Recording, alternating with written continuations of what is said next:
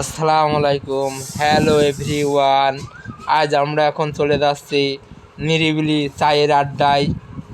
আসলে ওইখানে চাটা নাকি অনেক সুন্দর। এখন আসলে কুষ্টার ভিতর চা আর পুরা পাউরুটি অনেক সুন্দর একটা জিনিস। আমরা এখন চলে এসেছি নিরিবিলি চায়ের আড্ডায়।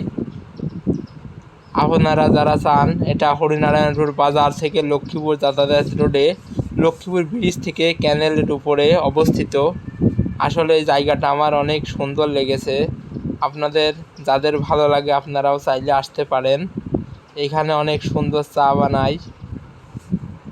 নিরিবিলি চায়ের আড্ডা সন্ধ্যার পর আসলেই বসার জন্য খুব সুন্দর একটা পরিবেশ। ফাঁকা মাঠের ভিতরে অনেক সুন্দর একটি জায়গা।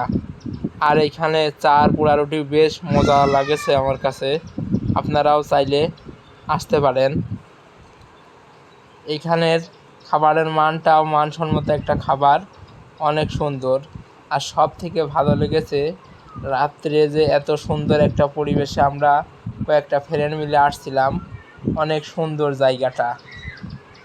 আপনারা যদি লোকেশন কেউ না চিনতে পারেন তাহলে আমাদের সাথে যোগাযোগ করে চলে আসতে পারেন, সমস্যা নেই। এখানের খাবারের মান যেমন তেমন মুগ্ধ করা মনোরম পরিবেশ। আসলে নিরিবিলি চায়ের আড্ডাটা সন্ধ্যার পর যে এত সুন্দর একটা দৃশ্য, আর চারিদিকে লাইটিংটা অনেক সুন্দর। আবার এটা একদম পুকুরের উপরে সুন্দর করে করা। এটা আসলেই খুব মুগ্ধনীয় একটা পরিবেশ।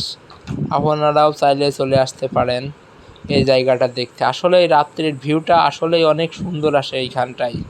এখানের ভিউ একদম সেই অস্থির একটা ফিল নিতে পারবেন এইখানে। আর তীব্র গরমে আসলে এরকম খোলামেলা পরিবেশটা আসলেই অনেক সুন্দর।